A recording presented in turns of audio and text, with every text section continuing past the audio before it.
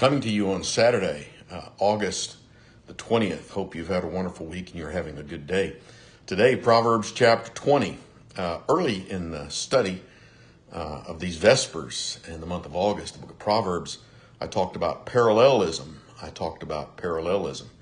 How things will repeat. And in this repetition, we can find things that are synonymous, things that contrast, things that enhance. But look for the repetition in these particular proverb verses.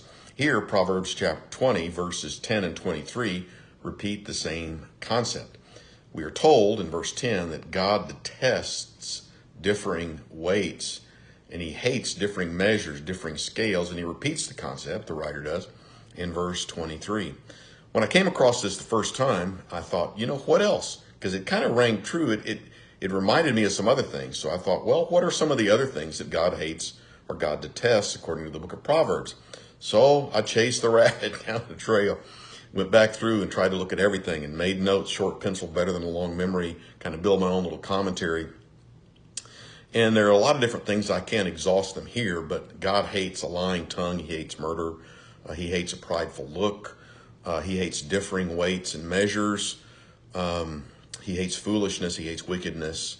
And so you kind of build this list of the things that God hates or God detests. And here, verses 10 and 23, God detests, God hates unfairness, differing weights and differing measures.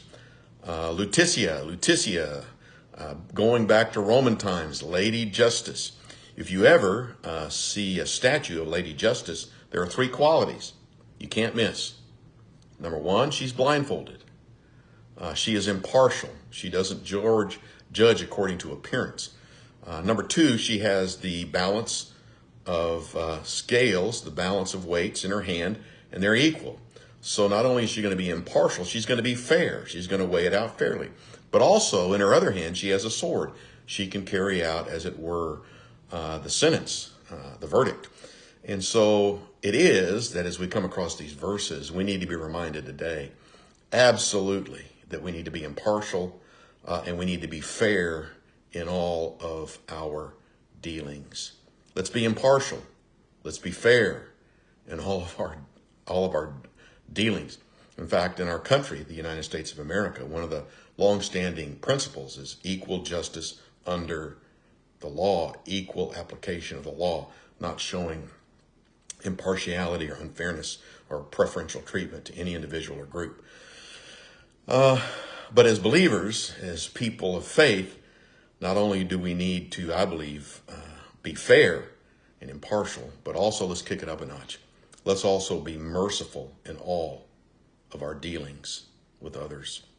God detests differing weights, differing measures.